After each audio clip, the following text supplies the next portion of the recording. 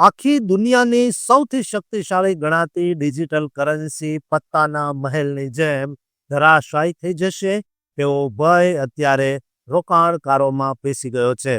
કારણ કે જે બિટકોઈને ડોનાલ્ડ ટ્રમ્પના વિજય પછી આસમાનને આંબવાની શરૂઆત કરી હતી તે અચાનક જ પાતાળમાં કેમ જઈ રહ્યો છે તે એક અત્યંત સનસનીખેજ અને રહસ્યમય પ્રશ્ન બની ગયો છે, જેણે આખા વિશ્વના બજારમાં ખળભળાટ મચાવી દીધો છે. છેલ્લા કેટલાક સમયથી ચાલી રહેલી આ ઉથલ-પાથલ પાછળ કયા અદૃશ્ય પરિબળો જવાબદાર છે, અને શું આ માત્ર એક સામાન્ય ઘટાડો છે કે પછી કોઈ મોટા આર્થિક તોફાનની શરૂઆત છે? તે જાણવા માટે તમારે આખી વાતને બારીકાઈથી સમજવી પડશે. રિસર્ચ એવું સૂચવે છે કે વર્ષ 2024માં ડોનાલ્ડ ટ્રમ્પની જીત અને જાન્યુઆરી 2025માં તેમના શપથ ગ્રહણ પછી બિટકોઇનના ભાવમાં જબરદસ્ત ઉછાળો જોવા મળ્યો હતો, જેનું મુખ્ય કારણ ક્રિપ્ટો અનુકૂળ નીતિઓની અપેક્ષા હતી. પરંતુ તાજેતરની બજારની અસ્થિરતાના કારણે તેમાં મોટો ઘટાડો જોવા મળ્યો છે.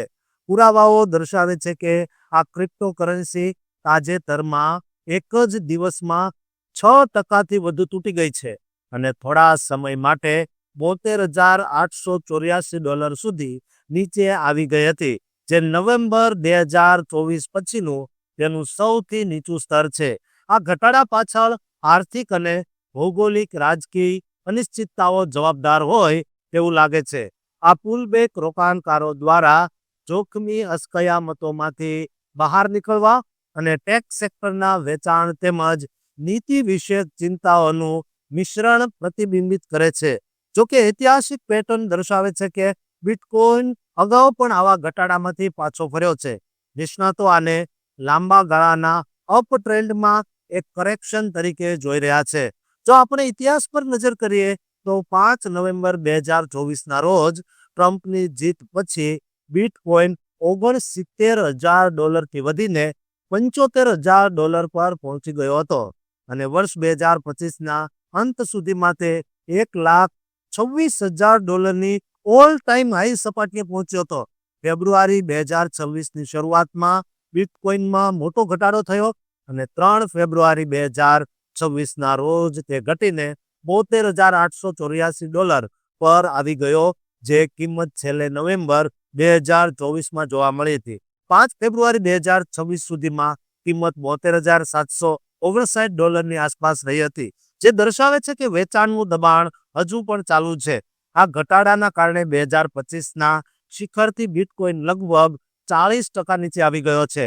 આ ઘટાડા પાછળના સંભવિત કારણોમાં ભૌગોલિક રાજકીય તણાવ અને જોખમી અસ્કયામતોથી રોકાણકારોનું દૂર જવું મુખ્ય છે. રાષ્ટ્રપતિ ટ્રમ્પ દ્વારા ફેડરલ રિઝર્વના અધ્યક્ષ તરીકે કેવિન વોર્શનું નામ સૂચવવામાં આવતા બજારમાં વેચાણનો દોર શરૂ થયો અને $1 અબજથી વધુનું લિક્વિડેશન થયું. કેટલાક લોકો આને બેર માર્કેટની શરૂઆત માને છે, તો કેટલાક આને કામ ચલાવ ઘટાડો બનાવે છે.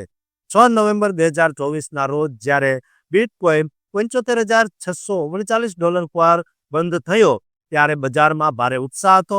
2025ના અંત સુધીમાં માર્કેટ કેપિટલાઇઝેશનમાં $2 ટ્રિલિયન વટાવી ગયું હતું.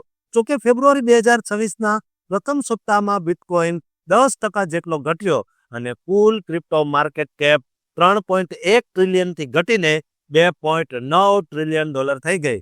સોશિયલ મીડિયા પ્લેટફોર્મ એક્સ પર પણ આ અંગે ભારે ચર્ચાઓ ચાલી રહી છે, જ્યાં લોકો આ ઘટાડાને પાગલપન એટલે કે ગાંડપણ ગણાવી રહ્યા છે.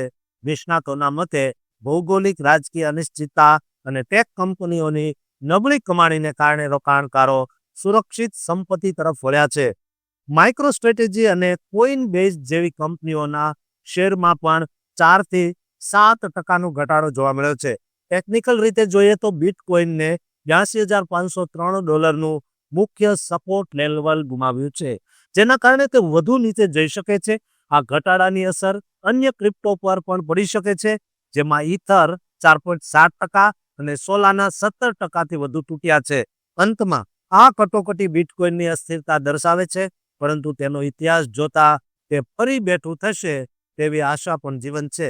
અત્યારે આ ઉતાર ચઢાવ રાજકારણ અને અર્થતંત્ર વચ્ચેની ગતિશીલતા સમજવા માટેનો એક મહત્વનો તબક્કો છે. દોસ્તો, આ અંગે તમારું શું મંતવ્ય છે તે કોમેન્ટ બોક્સમાં જરૂર લખજો અને આ ચેનલને સબસ્ક્રાઇબ કરવાનું ભૂલતા નહીં.